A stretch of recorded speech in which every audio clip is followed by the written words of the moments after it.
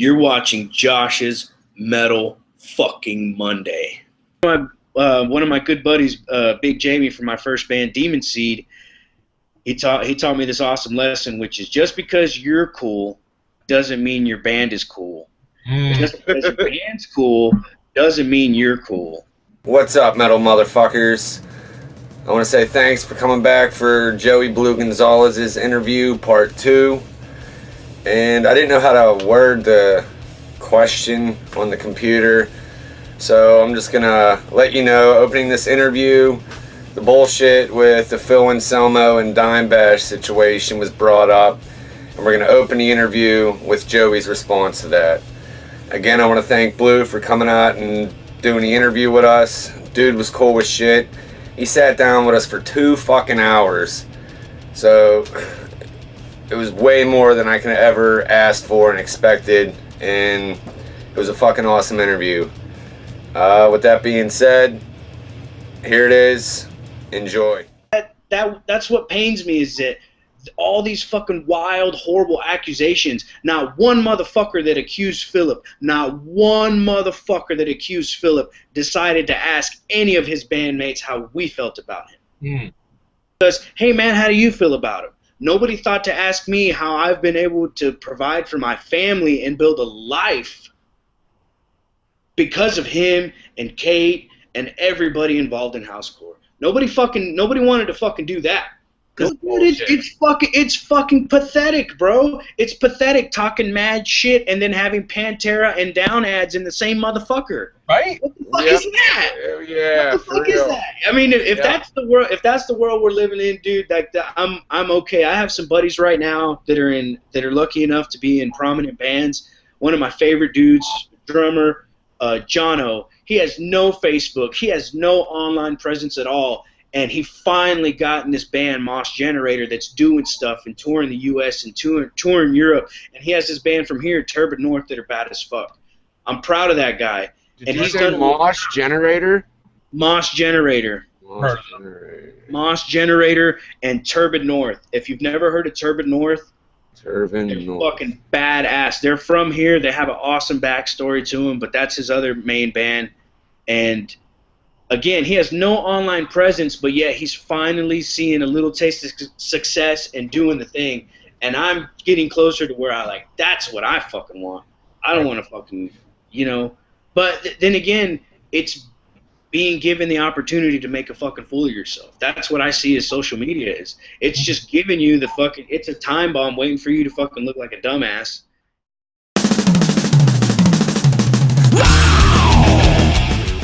Yeah, I mean, it's a different day and age, man. The economy sucks for musicians.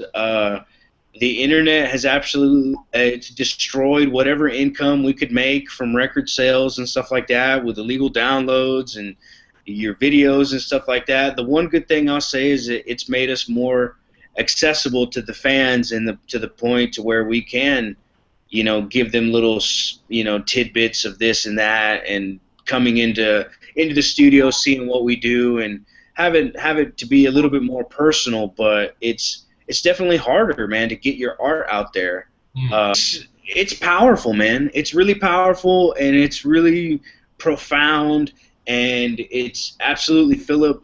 And it when people ask, or if they ask, metal, it's like, what's metal why do metal guys, why are they so mean, or what do they have to be pissed off about to be aggressive? Well, not every song has to be about being pissed off. You can have aggressive shit, it's not like we're following that type of formula, but in a way, we do have a whole new set of problems to be pissed off about,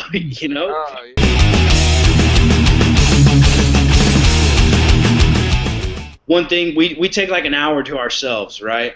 It's our ritual before we go on stage. We usually take an hour to ourselves. We kick everybody out of the green room, shit like that, and we take at least 30 minutes to an hour to really just chill out with each other as a band, which is really cool.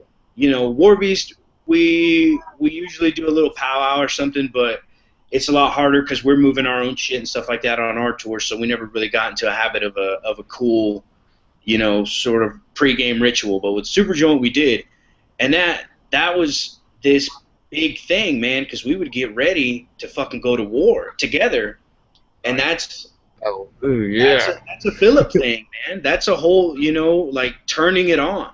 He turns it the fuck on. So when he walks into a room, like I said, regardless of if he realizes he's doing it or not, it's on. You know, whether it be a friendly conversation or talking about boxing or football, you know what I mean? It's gonna be good.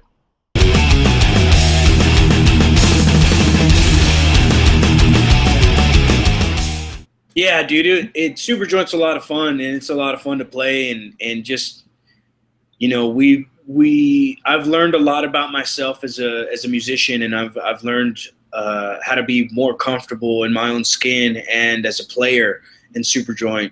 You know, Jimmy Bauer has given me some of the best advice ever, and it's like, when we get to these parts, you need to hit the fucking drums harder than you've ever hit anything in your life, and that's what I do. You know, that's the freedom that Superjoint gave me to put into my playing, and now I'm smart enough, or smarter, I should say, not smart enough, but smarter, that I can apply that to my faster projects, you know what I mean, as far as nuances and accents and really just growing as a player, man. That's an awesome feeling when you can go on a tour and you're like, fuck it, we're going to fucking rock no matter fucking what. Monitors, no monitors, squeals, no drums, broken pedals, whatever the fuck, we're going to make it. And we're going to have a badass show every time. And that was the Danzig tour with Superjoint, having that punk rock throw and go every night. You know, my guys were so busy. My drums hardly ever even got set up or tested or anything.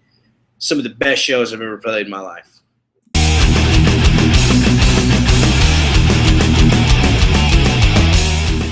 Oh, it's awesome, man.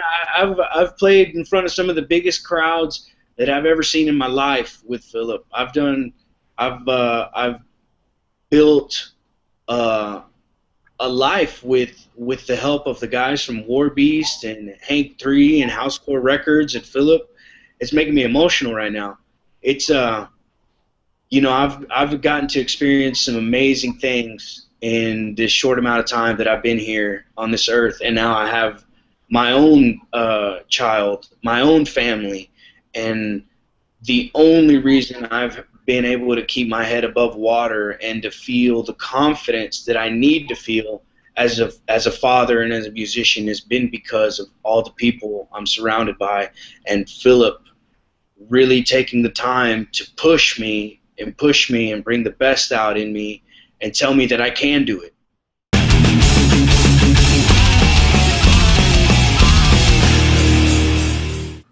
His death was an emotional travesty to so many people that it's unreal, man. It's so, and even if you weren't a fan of him or his music, just what happened was a tragedy. But you know what I mean? Man. That's the impact that dude made on so many people on a very personal level, where it hurt. It hurt an entire generation of people. You know what I mean? And that's fucking real, because that was him. He made that impact. He took the time to do that, and it's just, I never had a chance to meet him, man, and it's crazy because you know, of the people that I'm involved with, and my Dimebag story. I've seen recently that a lot of people tell their Dimebag story about their personal thing. Well, even though I never met him, my Dimebag story is that me and my wife were driving to a checkup while she was pregnant, right? Okay. And it was December 8th, which is that's her birthday, and that's the anniversary of his death, right? Yeah. Well, on the drive up there, you know, it's a cold day, and we're thinking, like, out of nowhere, just like, hey, have you ever been to Dime's grave? And she's Melissa, which is actually yeah, it's across his grave is across the street from the hospital where we were going to, and we just got on the subject about, you know, I was like, wow, I was like, I never met him, and she told me that she got to meet him a couple times through Bobby. She's actually Bobby Tillotson's sister, so it's just, you know, I was like, wow, that's so cool. And I said, man, I never got to meet him. I was like, would you like to go to his grave? I've been once with some friends. And she's like, she's like, sure. You know, it was just a pretty day. Just, you know, go pay our respects or something. I don't know. We were just feeling nostalgic, I guess. Yeah. We go to the hospital. An hour later, my daughter's born. Wow. Yeah. So that's fucking crazy. Yeah. So it went from just talking about him to we had the best gift that either of us have ever gotten in our lives. I don't know. It's just the weirdest thing ever because I don't, like I said, I don't have a Dimebag Story, but I do.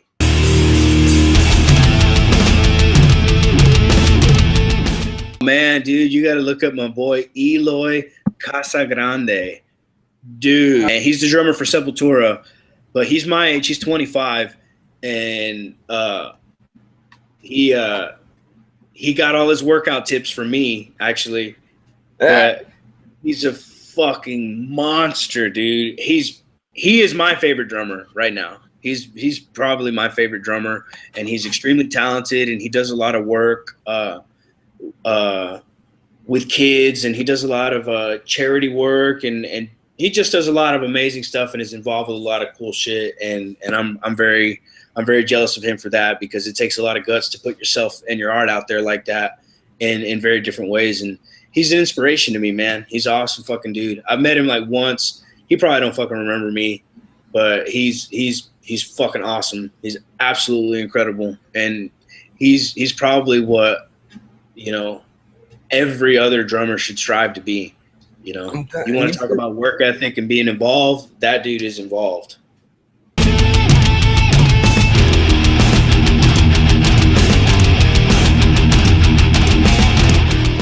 You're making it and putting it on this pedestal of this, on this grand scale, that people are appreciating it as much as you do, which I love, and I appreciate that.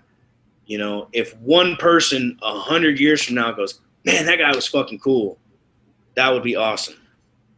That's a big enough mark. But I know that my shit's gonna last forever, because vinyl fucking doesn't degrade, and CDs last a pretty good time too. So I have trophies on the wall. That's why they call it a trophy room. I have my records. I get to look back and see, you know, just the fruits of our labor. And, you know, if people look back on this 100 years from now and are impacted by it, that, you know, I'm sure I'll hear it from wherever I'm at that time.